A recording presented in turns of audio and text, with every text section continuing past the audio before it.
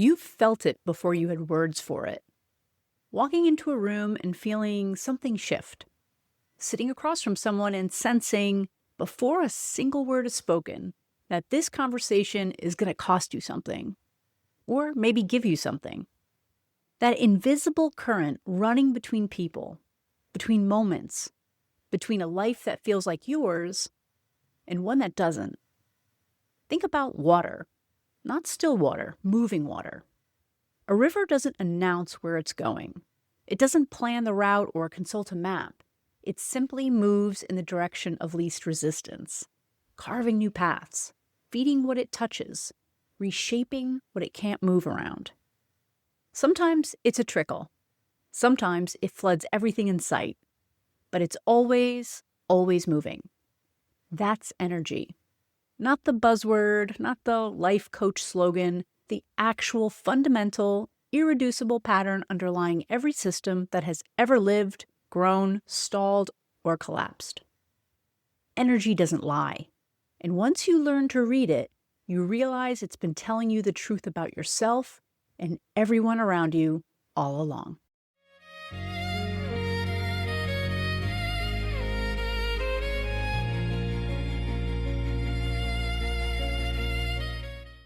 So what do I mean when I talk about energy as a pattern? I don't mean it in a vague, mystical sense. I mean it in the most precise, observable, cross-domain sense possible. Energy is the capacity of a system to do work, to move, to transform. And the pattern of energy is this. Energy is never created or destroyed. It's converted, transferred, concentrated, and dispersed. Always. The first law of thermodynamics tells us energy is conserved. The second law tells us something even more interesting. Energy naturally moves from concentrated to dispersed, from ordered to disordered. Left to itself, a system moves toward entropy, toward equilibrium, toward stillness. The fire burns out. The coffee cools. The charged battery drains. But life, biological, psychological, relational, organizational life, is constantly working against this tendency. Life is a continuous active energy capture and organization against the grain of entropy. That's not metaphorical. That's what living systems actually do. Every cell in your body is an energy conversion machine. Mitochondria, the organelles your biology teacher told you about, are the powerhouse of the cell, constantly transforming chemical energy from food into ATP, the molecule that powers virtually every biological process you have. Your heart beats because of energy conversion. Your thoughts form because of it. You are, at the most fundamental level, a pattern of energy moving through time. In physics, there's a concept called activation energy.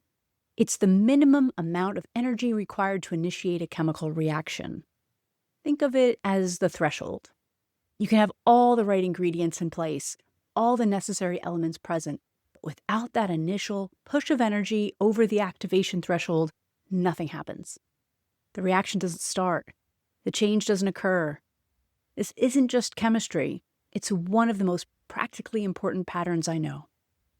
In athletics, coaches talk about this constantly. The first few steps of a sprint require more energy expenditure per unit of distance than any other part of the race. Getting a body at rest into motion is the hardest part. But once momentum is established, the energy cost per stride drops dramatically. The hardest part isn't sustaining motion, it's initiating it. Psychology recognized energy as a central concept early on. Sigmund Freud used the term libido, which ended up being used synonymously with sex drive, but he meant it as something much broader, the life energy that animates psychological processes, drive, desire, motivation, the energy behind behavior. Carl Jung expanded this further. For Jung, psychic energy, his term for the vitality that moves through the unconscious and conscious mind, seeks expression. If it's blocked in one direction, it finds another. Suppress one impulse and the energy doesn't vanish. It moves sideways. It finds an outlet, often a less conscious one. This is why suppression is such an imperfect strategy. We don't really suppress energy. We just redirect it. The emotion you don't let yourself feel in one context tends to show up somewhere else. In a snapped comment, in a late-night scroll, in a physical symptom. The energy needed an outlet, and it found one. In Ayurvedic medicine and yogic traditions, prana performs a similar function, the animating breath, the life force underlying all physical and mental activity. The practice of pranayama, or breath regulation, is fundamentally a practice of energy management. The breath is understood as the most direct interface between the voluntary and involuntary nervous systems. When you slow the breath, you slow the system. This is ancient biohacking. And here's what I find most fascinating. In every domain, physics, biology, ecology, psychology, energy follows the same pattern. It flows toward where it can do the most work. It concentrates when structure is present to hold it. It disperses when that structure breaks down or becomes rigid. And transformation requires a threshold, a point where accumulated energy trips a system into a new state. This isn't just how stars form and rivers run, it's how people change. We talk about energy constantly in everyday life, and yet we rarely examine what we actually mean. I don't have the energy for this. She's got such incredible energy. That meeting completely drained me. I don't know where I find the energy, I just do. These aren't casual metaphors. They're accurate descriptions of a real phenomenon that neuroscience and psychology are only beginning to understand with precision. The brain consumes roughly 20% of your body's total energy budget, despite comprising only 2% of body weight. And it doesn't consume that energy uniformly. Different cognitive states have dramatically different energetic costs. Chronic uncertainty is energetically expensive. When your brain can't resolve a situation, can't predict an outcome, can't create a stable model of what's happening, it keeps running background processes, cycling through possibilities, testing scenarios. This is why ambiguous situations are exhausting, even when nothing physical is happening. You're burning through neural glucose on unresolved computation. This is also why clarity is energizing. When a problem resolves, when a decision is finally made, when confusion becomes understanding, there's often a physical sense of something releasing. Tension you didn't know you were holding. That's not poetic. That's your nervous system reallocating resources that were locked in open processing loops. Here's a scenario you've probably lived. You've been in a job that no longer fits. Maybe it never really fit. You took the salary or the title, or because the timing seemed right and you didn't know what else to do. And you've been making it work. You've been competent, professional, sometimes even excellent. But every Sunday evening, something contracts. You feel the weight of Monday coming.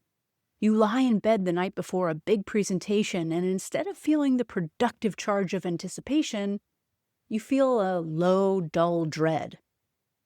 You're not lazy, you're not ungrateful, and you're not broken. You're experiencing the energetic signature of misalignment. I worked with a client, I'll call her Dina, who came to me exhausted.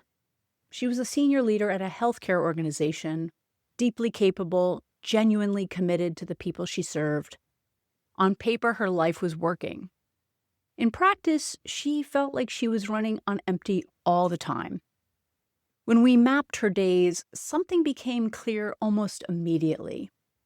Dina was spending enormous energy on what I came to call energy-expensive interactions. Conversations, meetings, and decisions that consistently left her more depleted than when she arrived. And almost none of her time was structured around recovery. She was a morning person, sharp, creative, expansive, in the early hours. But she scheduled her most cognitively demanding work for afternoons, after back-to-back meetings had flattened her. She was taking her best energy and spending it on the easiest demands. And she was trying to do her real work, the thinking, the strategy, the writing, in the dregs. We didn't change her workload. We changed when and how she engaged with it. We protected her peak hours. We built in short recovery windows between high-demand meetings. We identified which interactions were genuinely energizing, the ones that left her feeling more capable than before, and increased those deliberately. Dina's success was built around always pushing ahead, and it worked. But so much so that spending time just being a human being felt wrong. It made her feel guilty. She'd come to believe that success was predicated on constant activity. Once she uncovered that fallacy and its impact on her thoughts and feelings, her behavior began to shift. Within a few weeks, she described feeling like a different person. The workload hadn't changed, the energy pattern had. When you start treating energy as a pattern rather than a tank, the question shifts from how do I get more of it to how do I connect my energy to what I value and monitor it with skillful awareness. The show you're watching right now, Fractals of Change, emerged from paying attention to my energy. Not ignoring it because it was inconvenient, not pushing through because rest felt like failure, but listening to it. Because energy, when you're able to read it, is among the most honest information systems available to us. The body knows before the mind catches up. Exhaustion is data. Aliveness is data. The question is whether we're willing to take both seriously.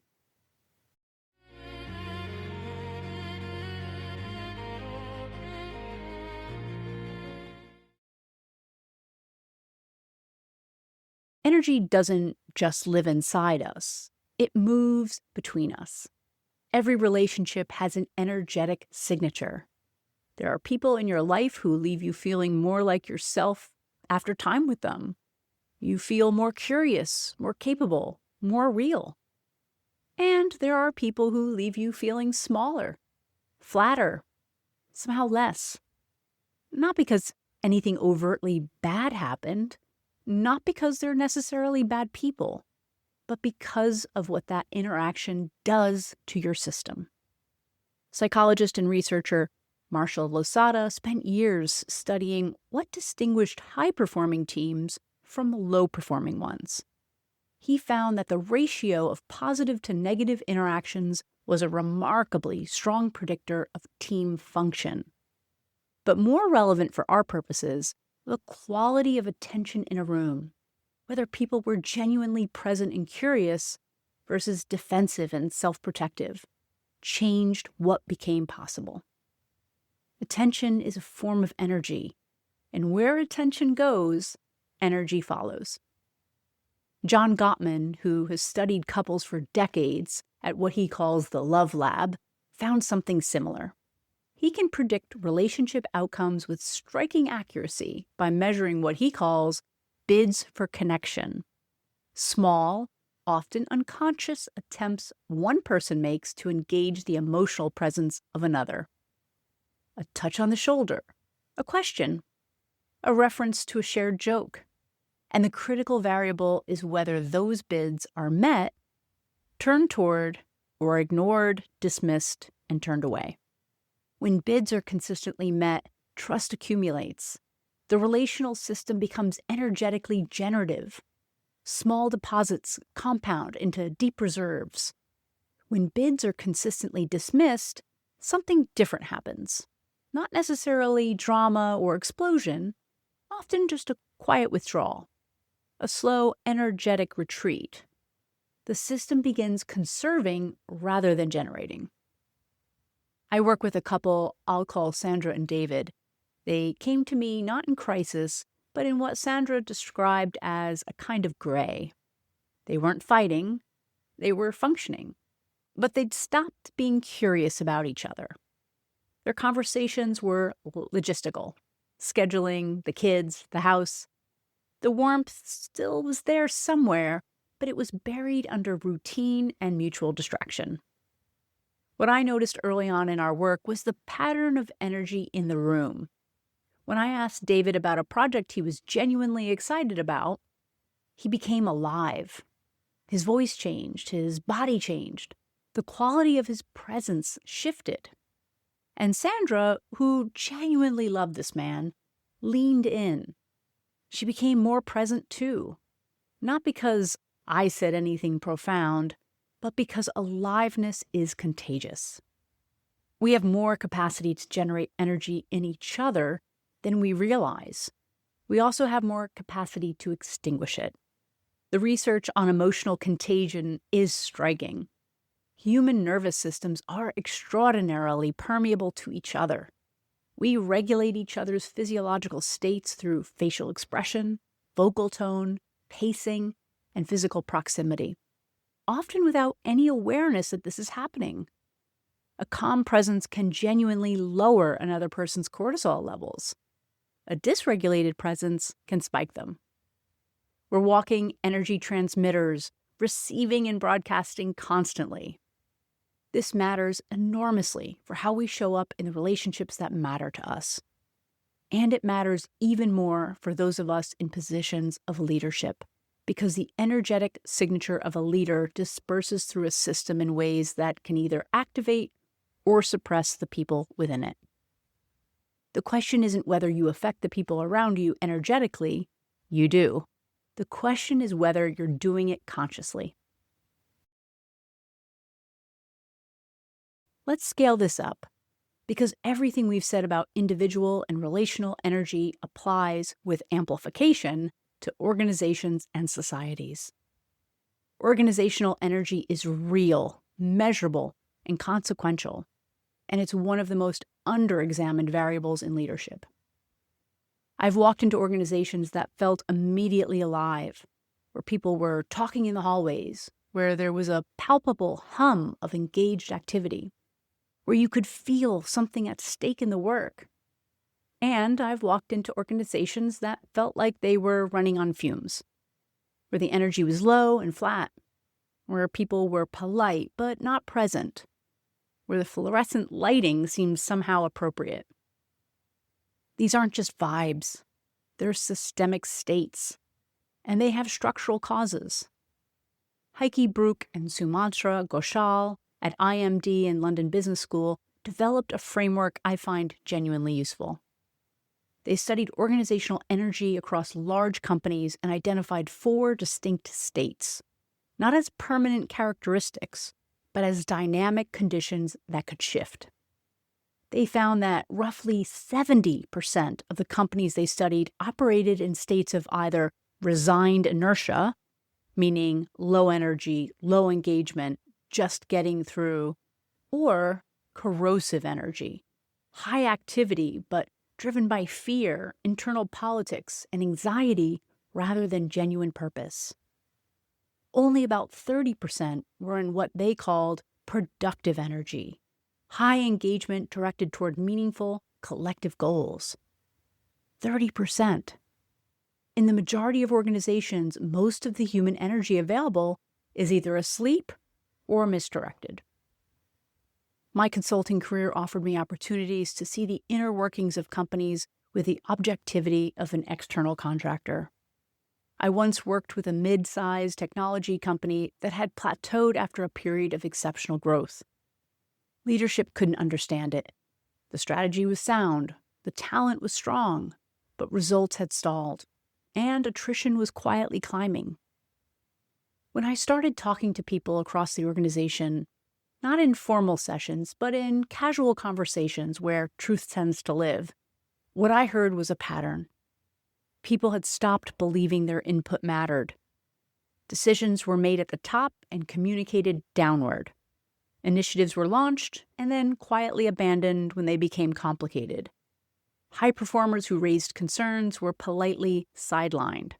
The message, never spoken but consistently transmitted, was, "Your energy is welcome here only if it moves in the direction we're already heading." This is what organizational energy depletion actually looks like. Not lazy people, not bad strategy, but a structural pattern that was systematically converting human engagement into resignation. The activation energy required to change something that's deeply embedded is always higher than people expect. This is why so many change initiatives fail. Not because the destination was wrong, but because the energy required to cross the threshold was underestimated, and the system ran out of fuel before the new pattern could consolidate. At the societal level, the energy pattern becomes even more visible and even more consequential. Social movements are essentially activation energy events. For years, decades sometimes, conditions accumulate. Grievances, awareness, organizing, small acts of resistance.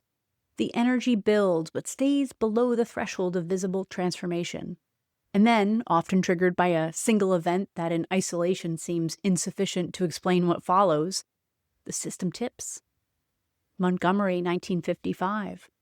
Stonewall, 1969. Tiananmen, 1989.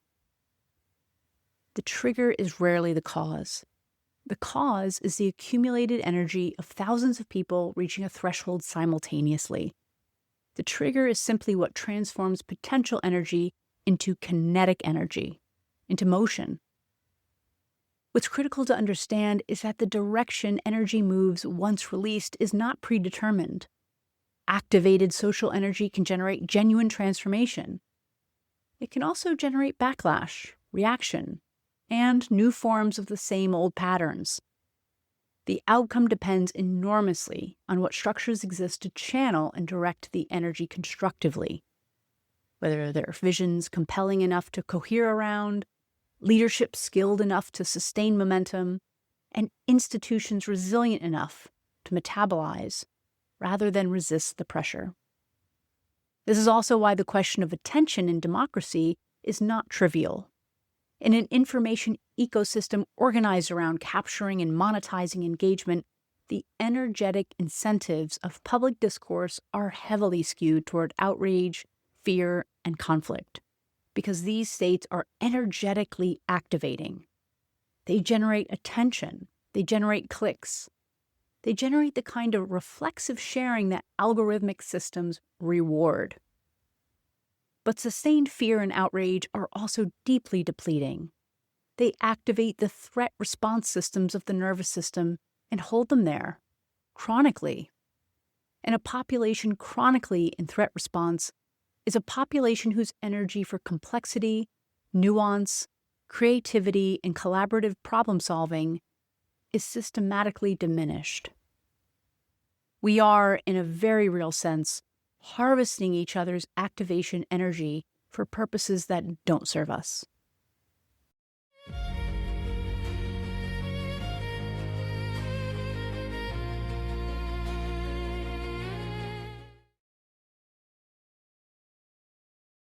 If energy is the fundamental pattern underlying how we live, work, love, and change, then the most important question becomes, how do we become more conscious participants in our own energy system?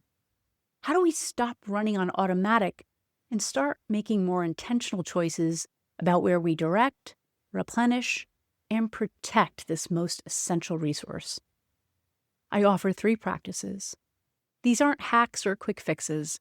They're ways of developing a different relationship with energy as a pattern in your life. Practice 1. Audit. Before you can manage energy, you need to see it clearly. Most of us have a vague background awareness of what depletes and what restores us, but we rarely bring it into focused, honest attention. I'm not talking about a formal spreadsheet exercise, although, true confession, I did do mine in PowerPoint. I'm talking about developing the habit of noticing. After interactions, activities, periods of work, what energetic residue is. Did the conversation leave you more alive or more contracted?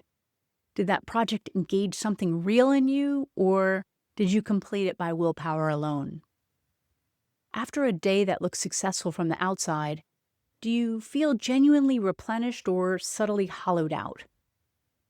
Management researcher Jim Lohr, who's worked extensively with elite athletes and executives, argues that energy, not time, is the fundamental currency of high performance. Time is finite and equally distributed. Energy is renewable, but only if managed deliberately. His research suggests that the highest performing people across domains aren't those who work the most hours. They're those who've developed clear, consistent practices for recovery and who've learned to distinguish between activities that drain and activities that restore. The audit is the beginning of this. It's the practice of bringing conscious attention to a system that most of us run on autopilot. Practice 2, boundary as energy management. In my episode on boundaries, we explored the concept in depth, but I want to return to it here through this lens because I think it reframes what boundaries actually are. A boundary isn't a wall. It's not primarily about keeping things out. A boundary is an energetic membrane, a structure that regulates what flows in and what flows out of your system. Like a cell membrane in biology, a healthy boundary is selectively permeable. It lets in what serves the system. It limits what depletes it. When we say yes to something we actually mean no to, we create an energy leak. Not because the activity is inherently bad, but because the gap between what we said and what we meant requires continuous maintenance. We have to keep managing the cognitive dissonance. We have to keep performing alignment we don't actually feel. That's expensive. This is why, as I've observed with clients repeatedly, the most energetically transformed moments in people's lives rarely come from adding something new. They come from stopping something that had been quietly draining them for years. A commitment they never should have made, a relationship they were maintaining out of obligation, a story about themselves they'd inherited from someone else. The practice is this: identify one thing in your life that is consistently, reliably draining your energy, not because it's hard, but because it doesn't belong to you. And begin, carefully, intentionally, to create distance from it. Not recklessly and not all at once, but begin. Practice 3, renewal as discipline. In our culture, rest is coded as laziness. Stillness is coded as unproductivity. We've built an entire mythology around the person who never stops, who pushes through exhaustion, treats sleep as an obstacle. And we're paying an enormous collective price for this mythology. The science is unambiguous. Sleep deprivation impairs cognitive function, emotional regulation, immune function, and metabolic health. Chronic overwork reduces the quality of the work itself. The research on recovery in elite athletic performance has completely transformed training science. It's now understood that the adaptation, the actual getting stronger, doesn't happen during the training. It happens during the recovery. The training creates the signal. The recovery is where the system builds. This is true for all of us, not just athletes. The renewal practice asks us to treat recovery not as a reward we earn when the work is done, because the work is never done, but as a non-negotiable structural element of a high-performing life. What restores you? Not what should restore you, not what restores other people. What actually, demonstrably, in your specific nervous system, in your specific life, refills the reservoir. For some people, it's movement. For some, it's solitude. For some, it's deep conversation or podcasts. For some, it's being in nature or creative work that has nothing to do with professional output. The content matters less than the commitment. The discipline of renewal is the practice of treating your own restoration as seriously as you treat your obligations to others. Because the truth is, the pattern of energy makes undeniable. You cannot give what you don't have. Sustained depletion is not noble. It's not admirable. It's a structural problem with a structural solution. And the solution begins with deciding, and genuinely deciding, that your energy is worth protecting. Energy was the first language. It's our mother tongue. Before words, before concepts, before any of the elaborate structures of meaning we've built on top of reality, there was this. The pulse and flow and concentration and dispersal of energy moving through systems, through bodies, through time. We were built to read it, to feel it, to track it in ourselves and in each other. And somewhere in the construction of our modern lives, our overscheduled, attention-fragmented, always-on modern lives, many of us have lost touch with that fluency. What I hope this episode has offered is an invitation to come back to it, to notice what your energy is actually telling you about where you belong, what you're here to do, who is genuinely generative for you, and who isn't. To recognize that depletion is information, not weakness, and that aliveness is information, not indulgence. That the pattern of energy, when you learn to read it, is one of the most precise and honest guides available to you. The question I'll leave you with is simple. It might take years to fully answer, but it's worth beginning. Where is your energy most alive? Not where should it be, not where does it look impressive, and not where you've been told it ought to go. Where is it most alive? Start there. I'm Mary Schaub. This is Fractals of Change, wishing you curiosity, presence, and flow.